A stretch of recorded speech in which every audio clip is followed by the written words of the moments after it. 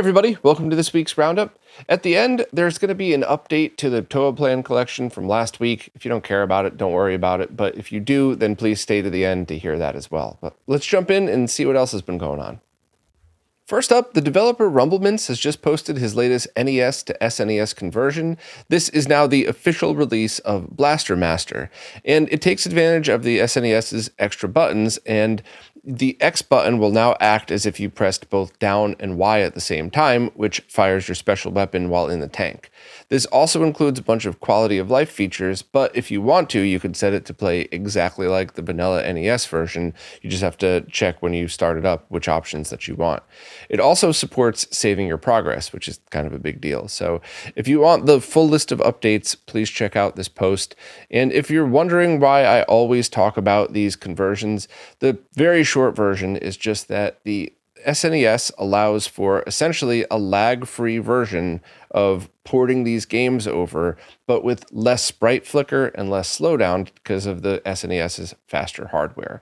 There's a lot more to it than that, but I just want to always give a very short example for people who are just joining. If you want the full rant on it, I linked to it in the post. Weekly Roundup number 361 at the 12-minute mark. I really kind of dug into it, but I don't want to waste everybody's time by re-talking about that, so everything that you need is in the post. And as always, thanks to Rumblemints for doing these things, because they're an absolutely awesome thing to try out, especially if you were always fans of these games.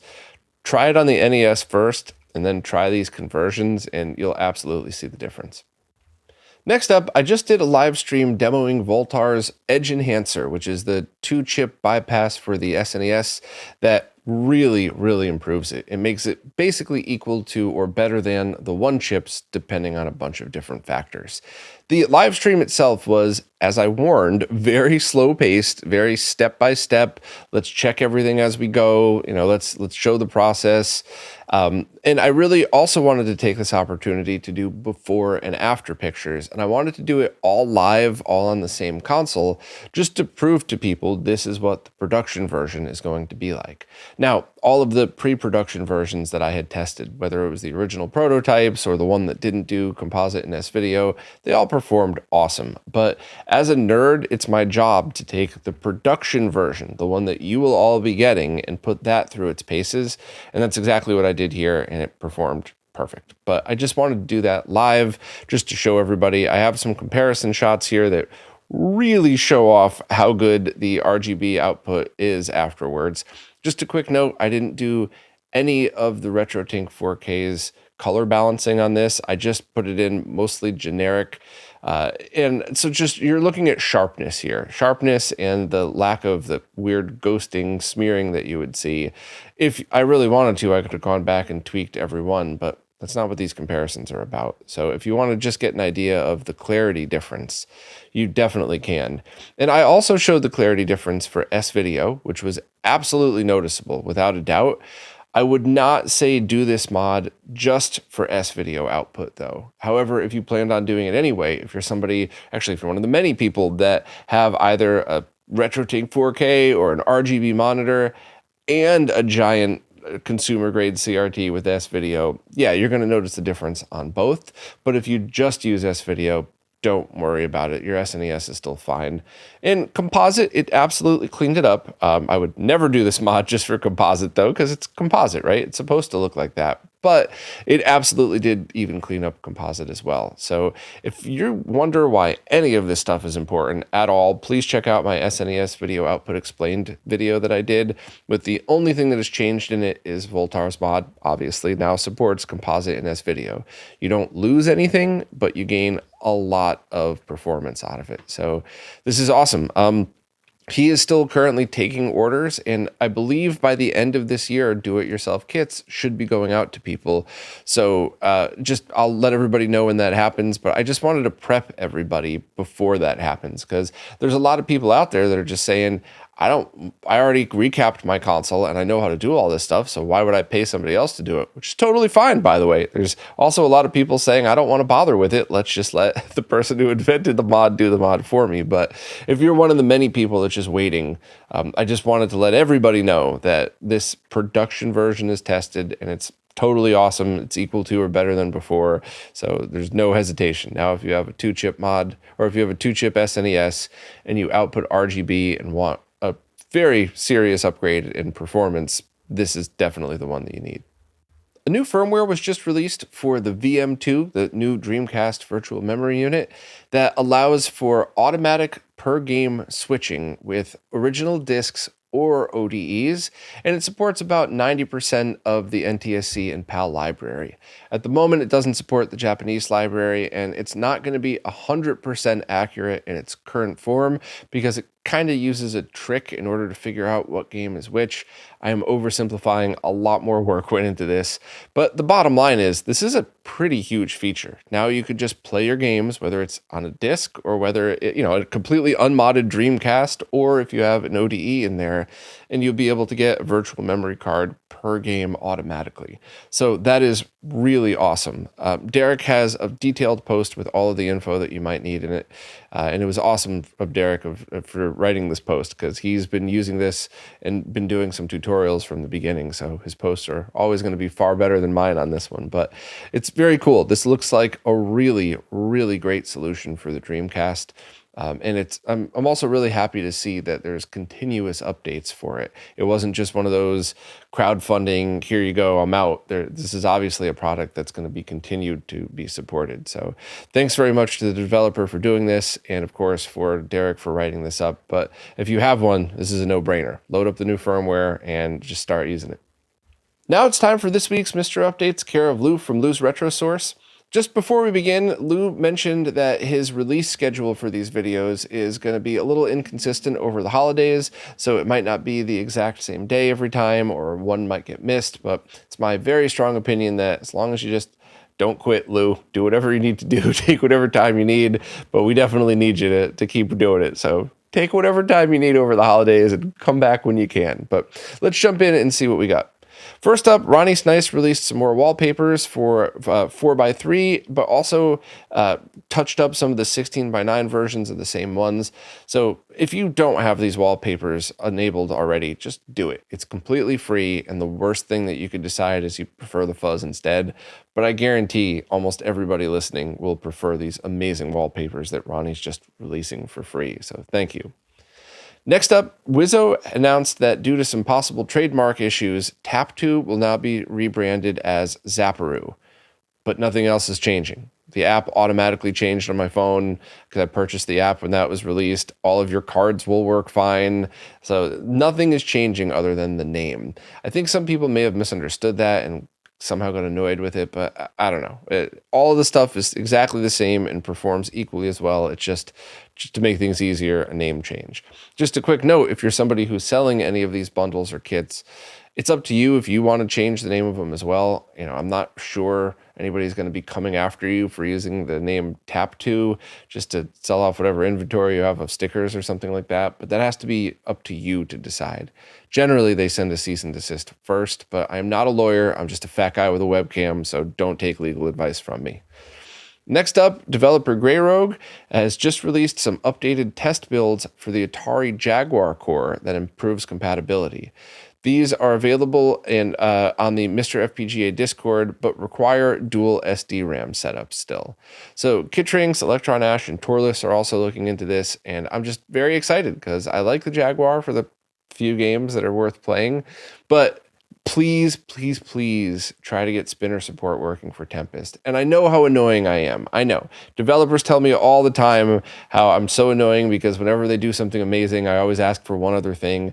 I get it. I'm sorry to be annoying, but this is just something that's very important because it is arguably the best game on the Jaguar. And if you have any USB mouse spinner, that should be a really cool way to do it. So even if we have to just have a patched version of the game to make things easier, whatever, I don't care. Just spinner support for the Jaguar core is amazing. And I'm not sure if it's able to be reworked to only use one SD RAM stick, but if you have a dual RAM setup, then it doesn't really matter anyway. But fingers crossed that these awesome developers would be able to pull off spinner support and maybe a single RAM, but I don't know. It's just cool to see the Jag starting to move a little more towards the Mister. So thank you all. Next up, the user Mark Nuremberger on Reddit posted a way to speed up your updates while running the update all script and accessing archive.org. So if you have a login for the Internet Archive, all you have to do is add that to the profile, that file on the root Linux account, and that will get you faster updates because you go through a different server.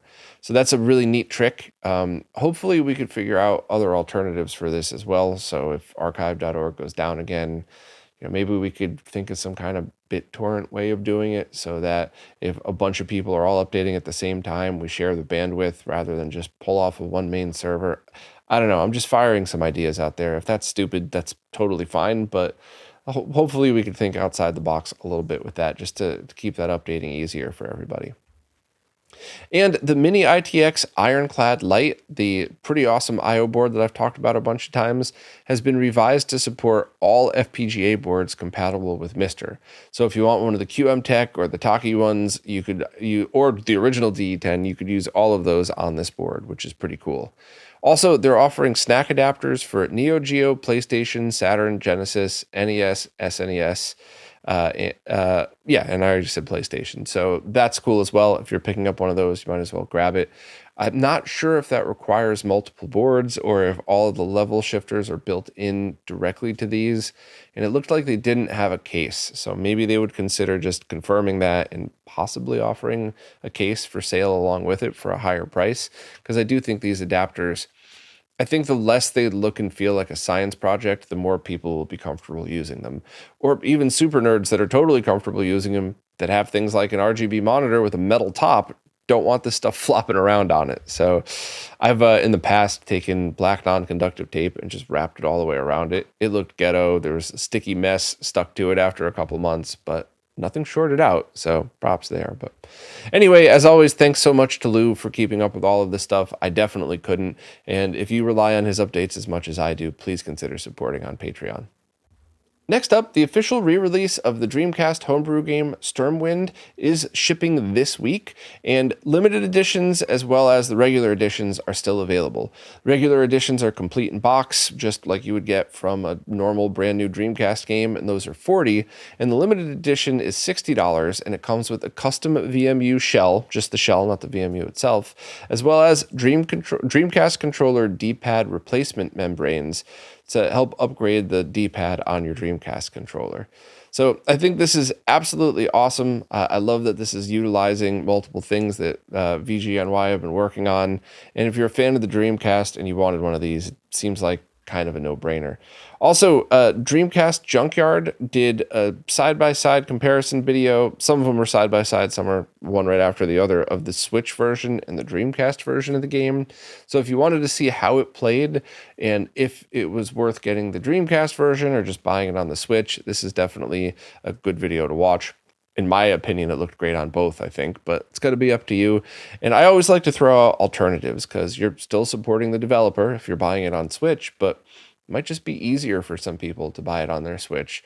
Or some people might just say, no, I want a brand new Dreamcast game and this looks awesome. So only other thing to note, sad that I have to say this now, to be clear, both editions of this will be a pressed disc, not a CDR. So if you want more info and links, just check out the post right here and the videos embedded in there as well if you want more or want examples of how it looks.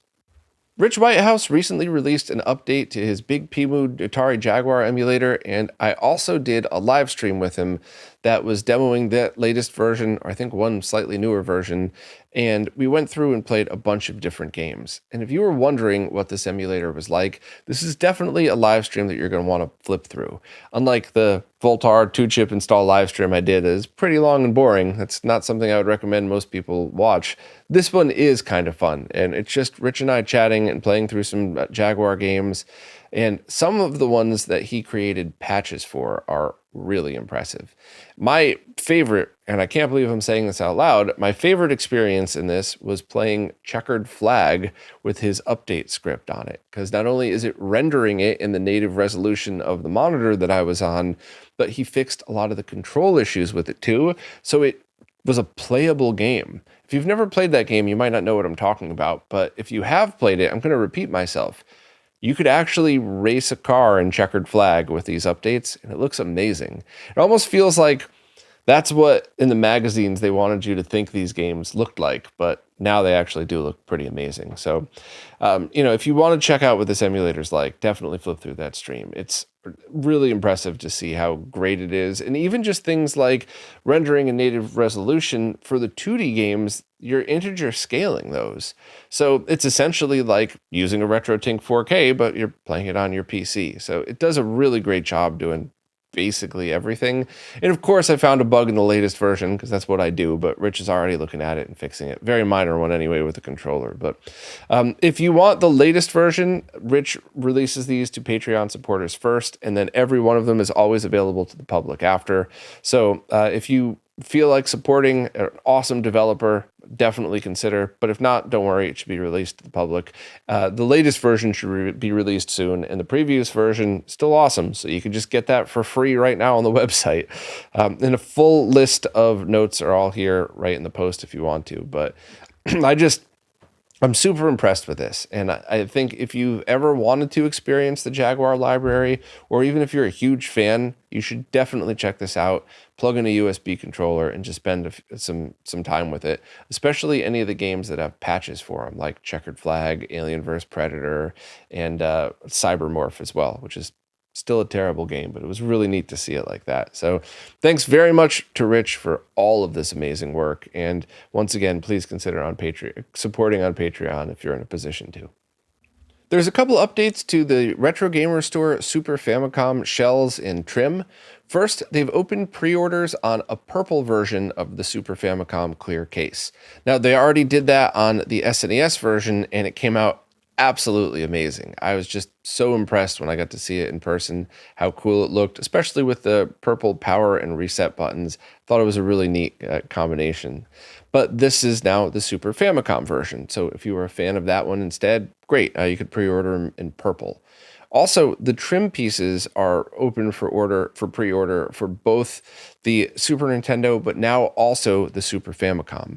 A couple months ago, SNES trim was released, meaning the front controller port, the top cartridge flap, and the bottom expansion port cover. And now you can get those for the Super Famicom as well in purple, clear, and smoke clear as well. So you can get the whole thing to match. And that's got to be up to you. My personal preference is to definitely get them. When I first got the SNES purple shell, I was able to paint the controller port and flap, and it came out fine. I thought it actually came out pretty cool. And when I was sent the trim pieces to try out, I thought, well, I already have these other ones. I wonder if I'll even need it. Oh, it was a huge upgrade. Even though I did a decent job painting the other ones, it just felt, at least in my opinion, like everything really fit. And the Super Famicom ones were the same, especially because the Super Famicom ones I had were really yellowed and old looking. So being able to swap those out with these, I would have had to have painted them. And if it was a completely clear case, what would I have painted them? So having this trim for the flap in front is really cool. And I'm very, very glad that they put these up for order as well. I have pictures of these with the Voultar mod in them just because that happened to be the two clear cases that I had here. But it also really just gives you a great sense of how clear the clear case is and how cool everything's going to look in it. But it shows off the flap, and I have a front piece here just to show the two different versions. So if you're a fan of these, by all means, give this a try and see, or at least check this out and see what you think, because this is just one of those things where they're expensive. And that's fair to say, but they're not overpriced. And I know I say this every single time I talk about it, but whenever people say those look awesome, but I don't want to spend that much money on it, totally fine. I don't have any problem with that. The only time I get annoyed is when people say, oh, those are a ripoff. They're not. You get what you pay for. These are extremely high quality shells that'll probably last longer than the originals were and look perfect with their clarity. They don't show up with a bunch of blemishes and weirdness on them. They've all looked really, really good, and they fit fine too. So it's totally understandable if you don't want to drop extra money on these, but if you have a yellowed, cracked case, or even if you just want one of these, get it and sell your mint condition case then afterwards for people who also bought this, or people who maybe won't want this, they want the original look for it. I feel like everybody wins in this one, but if you want the purple one, definitely pre-order it now. And if not, you could at least order the trim for the Super Famicom and all of the other shells. So links for everything are here. And I'm such a huge fan of these. And I think once people see them in person, they really agree. I did my best to do good white box shots of these, but until you pick one up and you feel the quality and you look inside, it's really hard to tell how nice they actually are. But, if you're interested, click on any of the pictures in the description and you can zoom in for a full-size view. Lastly, it's just an update to the Toaplan 2 collection from last week. RetroRGB put out a press release saying that it was brought to their attention by the licensor that there was an issue with one of the featured games found in the Toaplan Shooters Volume 2 collection. To honor their request, they will be postponing pre-orders with their exclusive retailers for the time being. They apologize, and if you wish to have a refund, please contact the retailer, or you could just wait and get them whenever they're done. So I have an opinion on this. I wanted to read their statement first. My opinion is they immediately reached out to their customers and were honest about it. So I'm cool with all of this. If I had pre-ordered those, I personally would have just been fine waiting. If it takes a lot longer, fine, whatever.